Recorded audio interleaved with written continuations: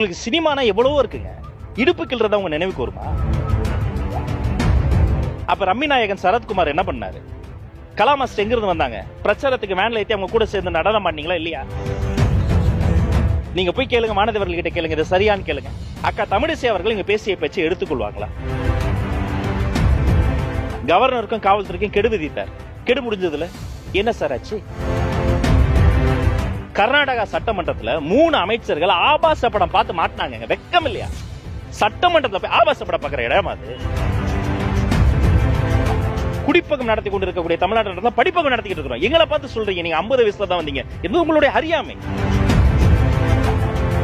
சிறுபான்மை மக்களை பத்தி பேசுற மாதிரி அவரு சிவாஜி கிருஷ்ணமூர்த்தி மாதிரி பேசிட்டு இருக்காரு. இப்ப இவருக்கும் சிவாஜி கிருஷ்ணமூர்த்திக்கு என்ன வித்தியாசம்? சிவாஜி கிருஷ்ணமூர்த்தி அப்படி சொல்லும் பொழுது மதிப்புன்ற வார்த்தைக்கு மதிப்பு இல்லாம போயிடும். நான் என்ன சொல்றேன், பி டீம்னே ஒண்ணு கிடையாது. பிஜேபியும் திமுகவும் ஒரே டீம்.